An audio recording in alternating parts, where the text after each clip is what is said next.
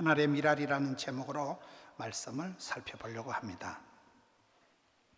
하늘의 미랄에 대한 말씀, 요한복음 12장 12를 더블로 하면 뭐가 될까요? 곱하기를 하면 24가 되잖아요. 12장 24절, 하늘의 미랄이 떨어져서 많은 열매를 맺는 원리.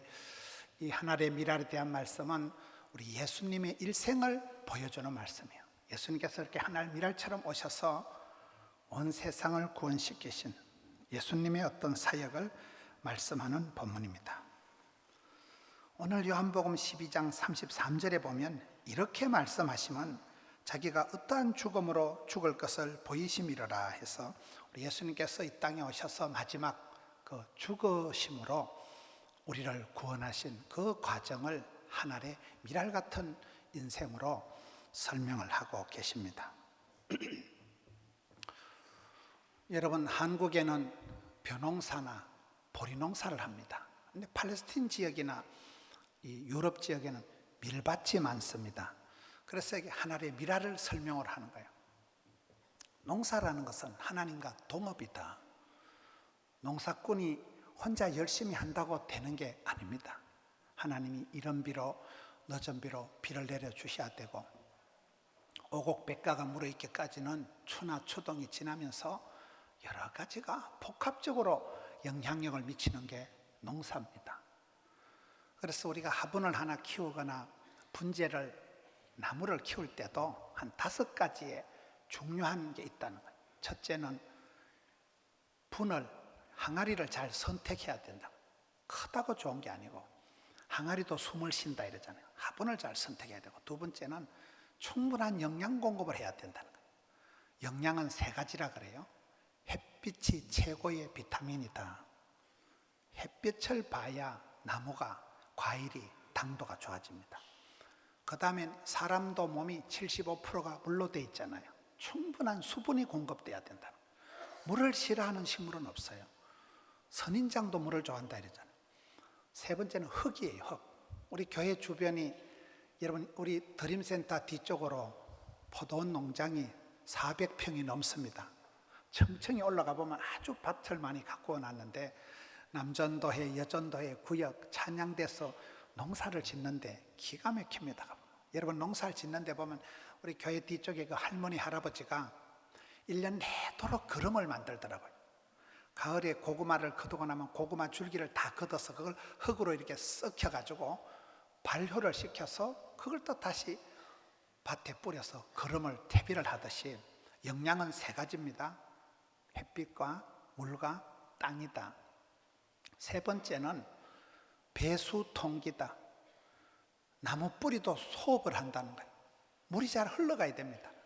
콩나물 시루에 물이 흘러가지만은 콩나물이 자라는 거예요. 그걸 밑을 막아 놓으면 콩나물이 썩어버립니다.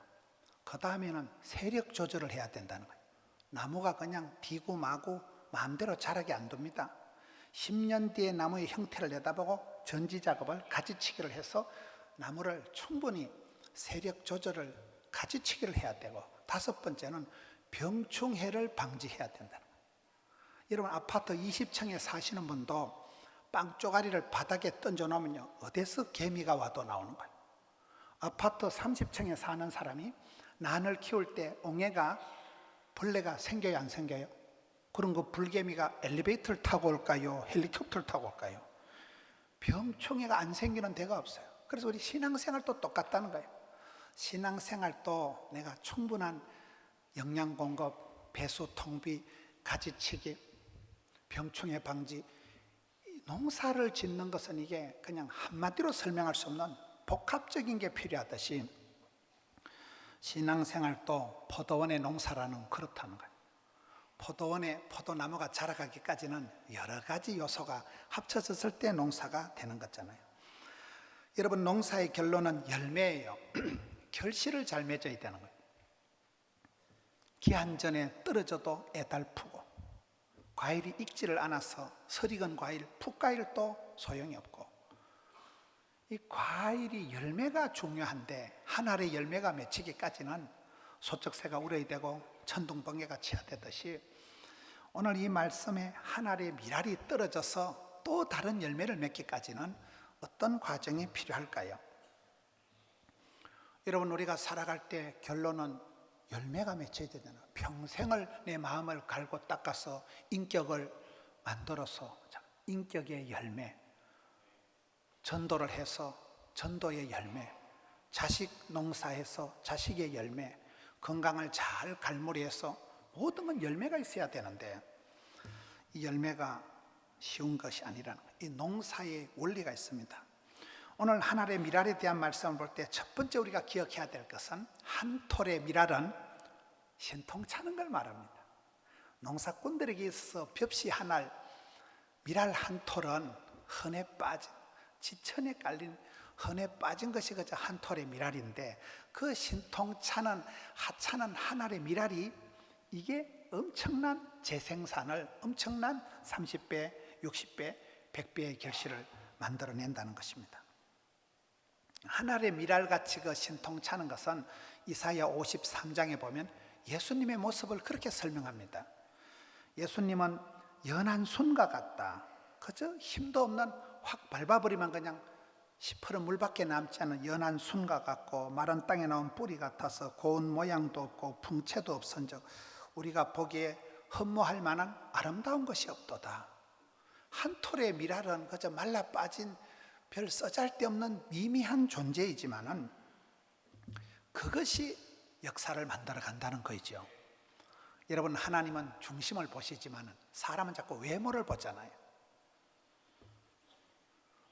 마귀가 창세기에 보면 에덴 동산에서 하와를 유혹할 때 어떻게 합니까?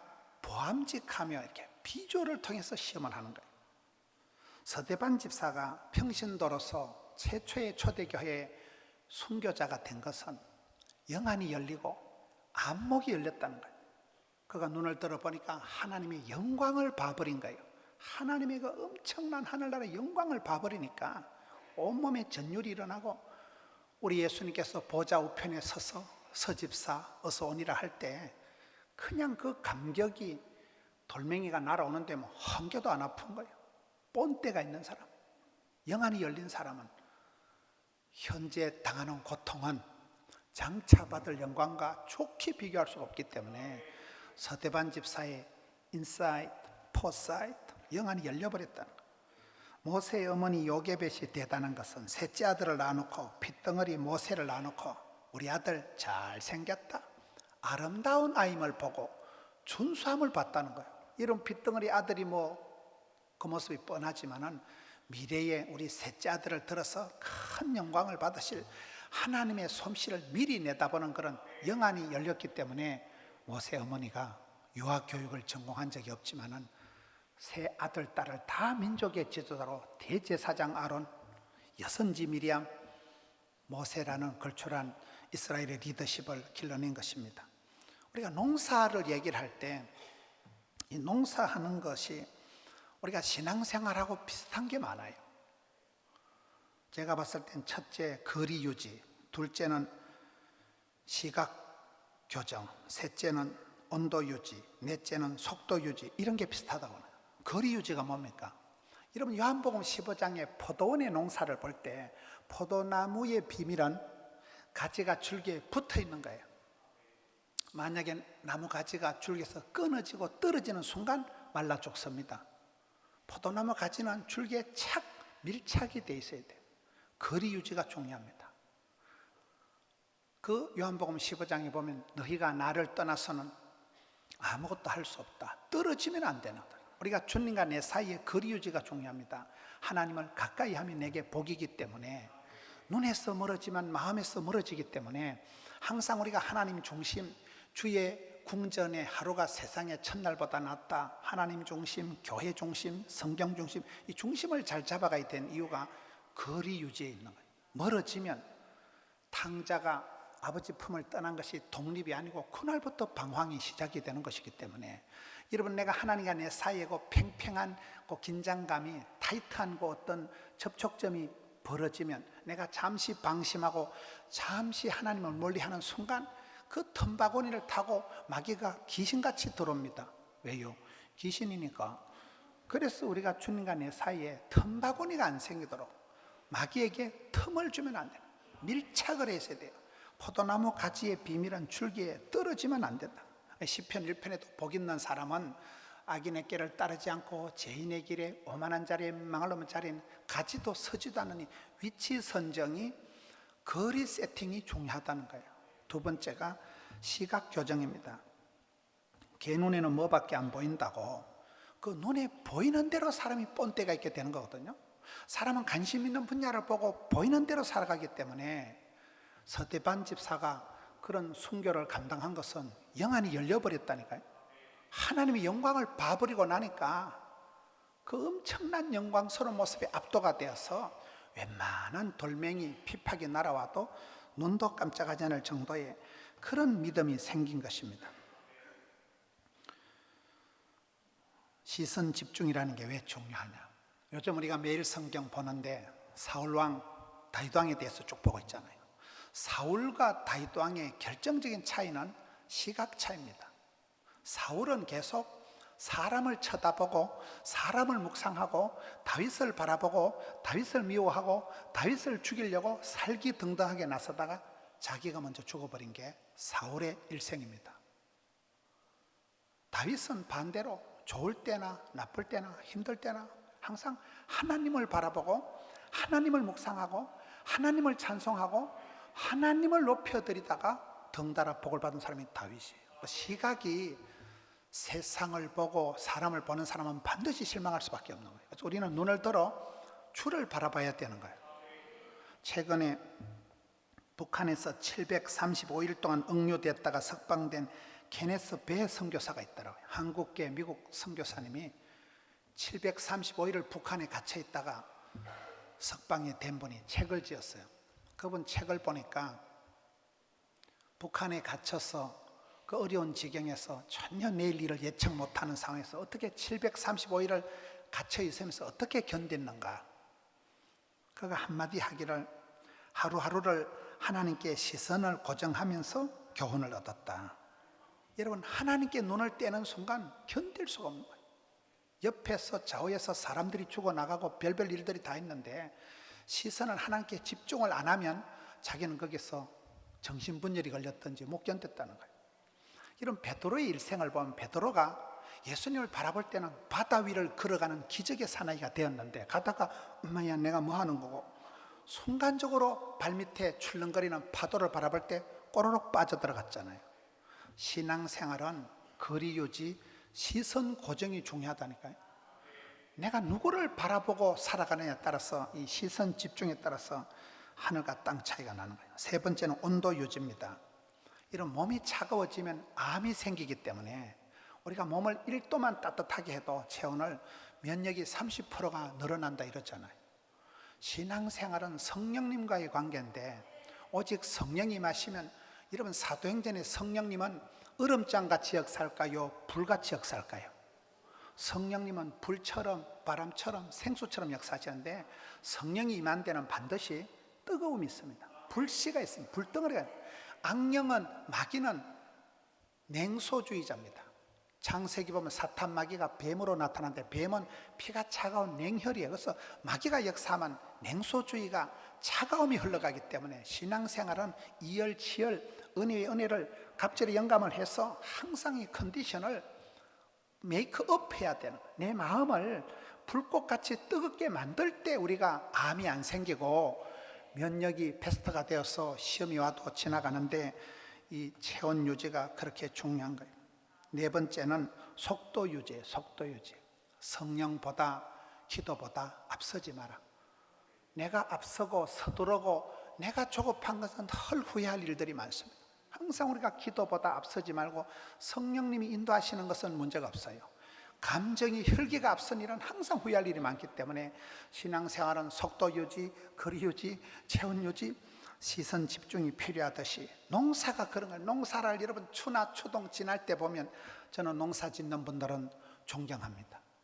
하루아침에 그게 안 되는 거예요. 한 톨에 씨앗을 심어서 긴 세월을 기다리고 그게 싹이 나면 모짜리를 옮겨서 또 봄, 여름을 지나고 그게 가뭄을 이기고 여러분 홍수를 지나고 가을에 열매가 맺혀도 또 떨어지면 안 되고 농사는 끝이 없는 것입니다. 모든 게 연결이 되는 거예요. 잘못하면 해거리가 생기고 금년도 잘 되면 내년도 안 되고 한 알의 미랄을 키우는 게 간단하지 않듯이 우리의 신앙 하나를 건사하기가 상당히 복합적이라는 것입니다.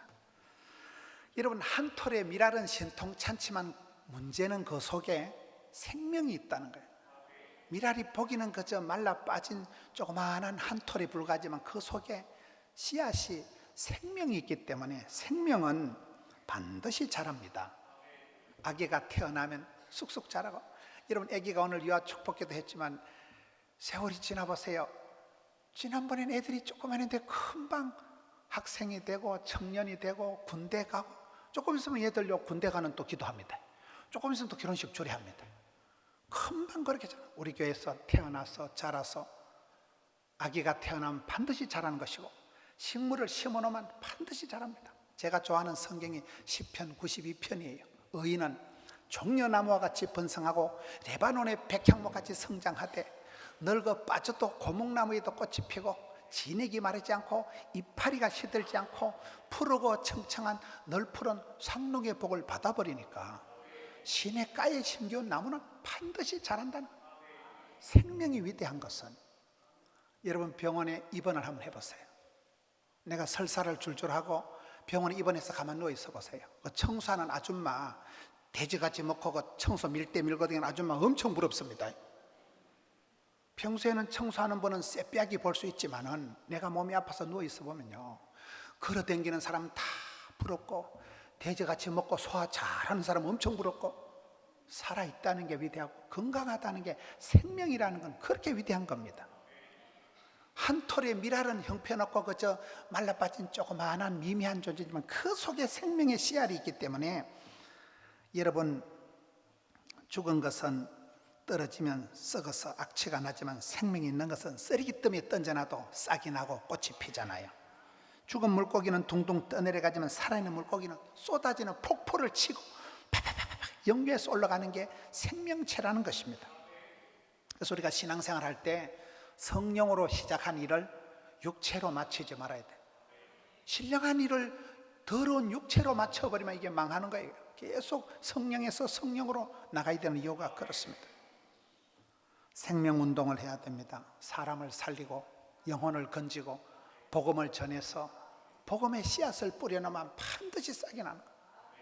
어떤 분은 할아버지가 되어서 회개하고, 어떤 분은 객지 나가서 회개하고, 군대 가서 회개하고, 내가 씨를 뿌릴 때는 이게 농사가 될까 말까 뿌리지만 그 씨앗이 떨어져서 그 사람 마음밭에서 어느 순간 발화가 되고, 그 어느 순간 착상이 되어서 발화가 되어서 싹이 나고 이파리가 나고 꽃이 피고 열매가 맺을 때는 한 번씩 당황이 되는 거예요.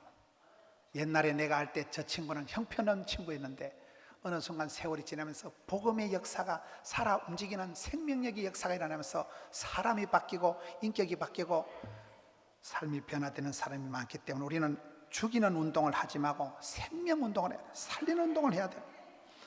한 알의 밀이 땅에 떨어져 죽지 않으면 하늘 그대로 있고 죽으면 많은 열매를 맺느니라. 이런 밀농사의 조건은 반드시 밀알이 땅에 떨어져 죽어야 된다는 거예요. 예수님 제자의 조건도 똑같더라고요. 누가복음 9장 23절에 아무든지 나를 따라오거든 자기를 부인하고 날마다 제 십자가를 지고 나를 따를 것이니라. 어떤 사람은 이 말씀을 자기를 부인하고를 자기 와이프하고 자기 부인하고, 그게 아니고 자기를 죽여야 된다. 자기를 부인하고 자기를 죽이고, 사람은 누구든지 자기 십자가가 있어요. 그게 가정의 십자가든지 기질의 십자가든지 건강의 십자가든지, 사람은 누구든지 자기 십자가가 다 있습니다. 그 십자가를 남한테 덮어씌우지 말고 네가 걸머지고 주를 따르리. 그래서 우리가 리더십을 가지기 전에 팔로십을 가져라. 리더십을 가지기 전에 멤버십을, 서번터십을, 스튜어드십을, 시티즌십을, 무슨 말입니까? 나는 내가 인도 지도자가 아니고 나는 주님을 따라가는 제자예요. 나는 주인이 아니고 주님의 종이에요. 나는 포도원 교회의 이 아름다운 포도원에 나는 멤버십, 성도예요. 나는 하나님 나라의 가족이에요. 천국의 시민권자예요. 팔로워십을 가진다는 게, 주님의 제자가 될 때는 조건이 자기를 부인하고 자기 십자가를 지고 주를 따라가야 되는 것이, 하늘의 미랄이 농사가 되기 위해서는 반드시 땅에 떨어져 죽어야 된다는 거예요. 여러분, 에스더가 제국의 왕후가 되어서 가장 예쁠 때, 가장 잘 나갈 때, 민족이 어려움을 당할 때 어떻게 합니까? 에스더가 금식을 선포하고 내가 먹고 마시는 걸 중단을 하고 죽으면 죽으리이다, 왕의 규례를 어기고 나가서 내가 죽으면 죽겠다 일사각오를 하고 났을 때 그 한 여인의 미모를 통해서 포로 시대에 고아로 자란 그 에스더가 자기의 미모를 가지고 민족을 다 살린 그런 역할로 쓰임받잖아요. 우리나라에 옛날에 안희숙 여사라고 있었어요. 우리 교단을 설립한 주남선 목사님, 한상동 목사님, 다 옥중 성도들이에요. 이분들하고 감옥에 갇혀 있을 때 그 안희숙 여사가, 여자가 감옥에 갇혀서 얼마나 힘들었겠어요. 일본 형사들이 막 콧구멍에 고춧가루를 쑤셔넣고 손톱 밑에 바늘로 콕콕 쑤시니까 얼마나 힘들었겠어요. 그런데 이 안희숙 여사가 하루하루를 감당한 비결이 뭐냐? 아침마다 고문실에 끌려나갈 때 기도를 하는 거예요. 하나님, 제가 오늘 하루는 어쨌든 버텨보는데 내일은 내 자신 없습니다. 내일 모레부터 내가 어떻게 될지 나도 모릅니다. 너무 무섭습니다. 너무 힘듭니다. 제가 오늘 하루는 버텨보고 내일은 제가 힘들어서 몰라요. 그래서 그분이 작사 작곡한 노래가 내일 일은 난 몰라요, 하루하루 살아요, 불행이나 요행함도 내 뜻대로 못해요. 약간 트로트 풍으로 들으니까 은혜가 더 안 됩니까? 여러분, 성령의 사람들은 사실은 하루살이라고 볼 수 있는 게 닥치는 대로 감당해 보는 거예요. 10년 뒤를 사서 걱정할 필요도 없고 지나간 과거에 매여서 살 필요도 없고 그저 그날 일용할 양식을 감사하고 주님, 제가 오늘 하루는 어쨌든 버텨보는데요, 내일은 내 몰라요. 그렇게 해서 그분이 감옥 생활을 끝까지 완주를 하고 초록 성도가 되어서 90이 넘도록 장수한 분이 안희숙 여사라고 있어요. 그분이 그 에스더의 고백을 보고 내가 죽기를 각오하고 이 한 목숨 바쳐서 조국과 민족을 위해서 살겠다, 죽으면 죽으리다, 그 일사각오 기도가 나라를 살리고 안희숙 여사가 그런 위대한 간정을, 노래를 남기게 되는 것입니다. 아브라함이 믿음의 조상이 된 것은 사랑하는 외아들, 눈에 넣어도 안 아플 그놈, 100세에 낳은 아들, 어떻게 대체가 불가능한 금쪽 같은 내 아들, 사랑하는 아들을 죽여서 숨통을 끊어서 각을 떠서 홀라당 태워서 바치라는 모리아 산에 가서 번제를 드리라는 오다를 받을 때 아브라함이 조금도 망설이지 않습니다. 한치의 주저함도 없이 아침 일찍 일어나서 가서 사랑하는 아들 하나님 앞에 드릴 때 하나님께서 스톱, 이제야 네가 나를 사랑하는 줄을 알겠다, 그러면서 아브라함이 믿음의 조상이 되는 것입니다. 가장 사랑하는 아들을 희생해서 그런 것입니다. 6월은 호국 보훈의 달입니다. 나라를 위해서, 조국을 위해서 희생을 당한 분들이 많기 때문에 오늘의 우리나라가 이만큼 서 있는 거예요. 여러분, 세계를 한번 다녀보세요. 아프리카 가도 삼성, 그리스, 이태리, 로마, 유럽에 어디를 가나 삼성, LG, 현다이가 다 있어요. 대한민국이 코딱지만한 나라가 세계 열방의 무역 10대 강국이 되고 대한민국을 어느 분야에서라도 무시할 수가 없는 그런 세계적인 조국 대한민국이 된 것은 많은 분들이 목숨을 바쳐서 이 땅을 지킨 것입니다. 개국 초기에 예수 믿는 사람이 대한민국의 꼴랑 1.5%, 20만 정도밖에 안 될 때 누구예요? 경찰서 100개 짓는 것보다 예배당 한 채 짓는 게 낫다, 백범 김구, 고당 조만식, 남강 이성훈, 그런 장로님들을 민족의 서성이라 이럽니다.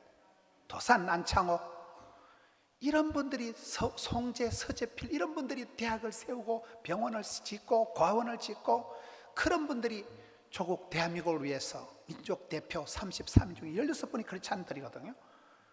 여러분, 이 나라가 이만큼 된 것은 많은 사람들이 목숨을 바쳐서 이 땅을 지키고 구국기도를 하고 순교의 제물이 되고, 할렐루야.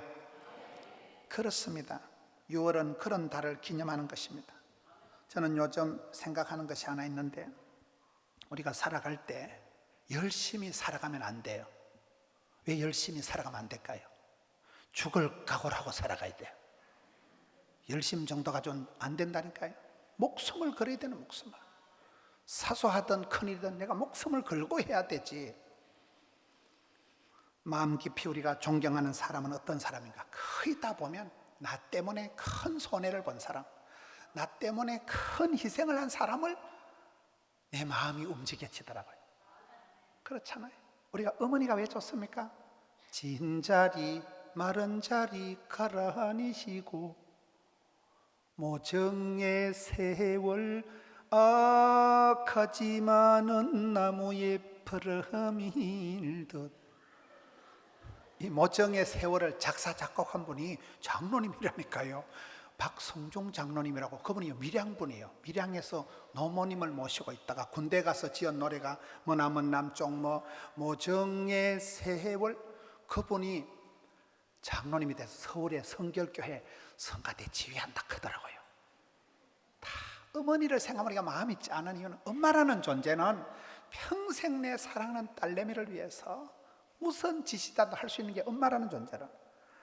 여러분, 리더십이 뭡니까? 제가 봤을 때 리더십이라는 것은, 사랑받고 존경받는 것은 백발백중 나 때문에 손해본 사람, 엄청나게 희생을 한 사람을 우리가 그냥 그 앞에 가 머리가 숙여주는 거예요. 이 돈도 안 되는 자식을, 이 허랑방탕한 자식을, 이 철딱서니한 자식을 해서 엄마라는 존재는 평생을 울고 평생을 하나님요 하나님요 우리 아들 우리 딸내미 좀 살려주세요. 그래서 우리가, 여러분, 저는 리더십이라는 것은 희생한 만큼, 눈물을 흘린 만큼, 손해를 본 만큼 존경을 받게 되는 것입니다. 지난주에 부산에 원로 목사의 회장님이 계세요. 그 임 목사님이 저한테 문자를 보내셨더라고요. 소 5마리만 키우면 행복해지는 가정의 비결. 첫째, 내가 졌소. 둘째, 당신이 옳소. 셋째, 당신 마음대로 하소. 넷째, 나를 용서하소. 다섯째, 제발 밥만 주소. 소가 5개잖아요. 원로 목사님이 그걸 보내놓고 히히히 이래 적어놨어요. 이 할아버지가 아주 문자를 잘하시는구나. 배추가 김치가 되려고 하면 몇 판 죽어야 된다 그래요. 죽어야 돼요. 배추 그냥 시퍼런 배추에다 소금을 팍 뿌려가지고 그냥 팍 죽어야 돼요. 시퍼렇게 살아있어서는 아무것도 안 되는 거예요. 죽어야 열매를 맺는 게 하늘의 미랄의 원리를 말씀드리고 있는 거예요. 제가 지난주에 대전에 한빛감리교회 집회를 갔습니다. 저는 하나님 앞에 감사한 것이, 하나님께서 우리에게 일마다 때마다 만남의 복을 주신다, 피할 길을 열어주신다는 게 그런 거예요. 여러분, 나는 사업자 누구를 만났는데, 우연히 그 사람을 만났는데 그 사람하고 이렇게 대화를 하는 가운데 10년 먹은 체증이 쑥 내려가는 거예요. 그 사람을 통해서 성령님이 내게 말씀해 주셔요. 최근에 제가 여수제일교회라고, 여수에서 제일 큰 교회라더라고요. 110년이 된 여수의 모태교회다. 그 교회 가보니까 담임 목사님이 총신대 설교학 교수님이더라고요. 그분하고 며칠을 교제하면서 이 목사님의 어떤 그런 영성. 지난주 제가 대전에 한빛감리교회 갔는데 우리 교회하고 좀 비슷하더라고요. 거기가 그렇게 대전에서 빅3에 들어가는 큰 교회인데, 그 목사님한테 배운 게 한 가지예요. 그 목사님이 별별 프로그램을 다 하다가 딱 지금 한 가지를 하는 게 기도더라고요. 기도예요. 새벽 기도가 지하에서 한 100명 모이는 교회가 이 목사님이 가서 본당으로 옮겨버린 거예요. 새벽 기도를 본당으로 옮기니까 새벽 기도 100명 나오던 교인이 새벽에만 1500명이 나오는 거예요. 매일 새벽 기도를 하고 또 밤 기도를 하는데 밤 기도에 1200명이 나오는 거예요. 이게 하루 이틀이 아니고 거의 한 번 기도를 했다면 2달씩을 하는 거예요.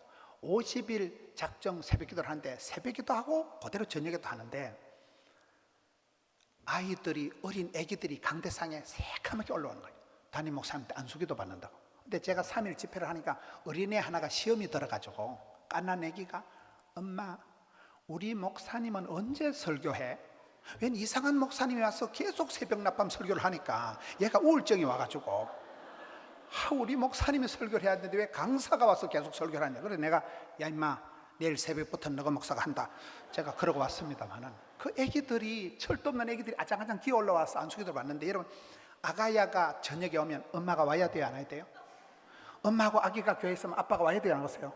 그러니까 매일 새벽밤으로 1000명이 넘게 기도를 하는데 그 목사님 하시는 말씀이 따라 합시다. 엎드리면 됩니다.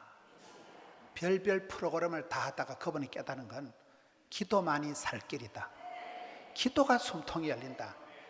놀랐어요. 제가 한국 기독교에, 요즘 침체한다는 한국 기독교에 숨통을 틔우는 분이, 그분이 이번 8월 달에 전국에서 5,000명을 모아서 기도 컨퍼런스를 하는데 그렇게 겸손하시고, 목사님 저는 뭐 능력이 없었어요. 별별 프로그램 못하고요. 저는 기도밖에 못하는데, 기도가 전부지, 기도가 노동이지, 기도가 전쟁이지. 기도하면 응답받는다. 기도할 때 하나님의 보좌를 움직이고, 여러분 누가복음 보세요. 구하는 자에게 좋은 것을 성령을 주시지 않겠냐. 기도할 때 성령이 역사하시고, 기도할 때 하나님 보좌를 흔들어 버리니까 기도할 때 힘을 얻고 권세한 능력을 받아서 우리가 사명을 감당할 수 있는 거거든요. 제가 그 목사님한테 아주 기본적인, 이분 진짜 목사님이구나, 큰 울림을, 떨림을 받게 되는 것입니다. 여러분, 사람들의 어설픈 위로를 거절하세요. 수다 떤다고 기분 풀리는 게 아니에요. 야곱처럼 그냥 하나님 앞에 바짝 매달려가지고 주의 사자 바지가리 붙들고 하나님 독대 짓고 하나님하고 나하고 정면 승부를 해야 돼요. 주님과 내 강해면 주님 바지가리 붙들고 노래는, 기도가 살 길이고, 기도가 숨통이 열리는 것이고, 기도하면 응답받고, 예수님께서 이 땅에 오셔서 가치 없는 인생들을 위해서, 나 같은 죄인을 경건치 않은 자들을 위해서 세상 죄를 지고 가는 하나님의 어린 양이 되시고, 한 톨의 미랄처럼 떨어져서 썩어버린 거예요. 죽어버린 거예요. 빌라도 앞에서 재판할 때 침묵하셨으면 입을 닫으신 거예요. 더 이상 말로 하지 않는 거예요. 십자가상에서 죽으심으로 우리를 향한 사랑을 확정하시고, 친구를 위하여 목숨을 버리는 것보다 더 큰 사랑은 없나니. 여러분, 그래서 우리가 예수님의 사랑이 어머니의 사랑을 넘어서는 위대한 사랑, 오리지널 사랑이 되는 것입니다. 나를 위해서 죽어주셨기 때문에, 희생을 했기 때문에 그렇습니다. 지난 주일 저녁에 젊은 집사님 두 분이 찾아오셨어요.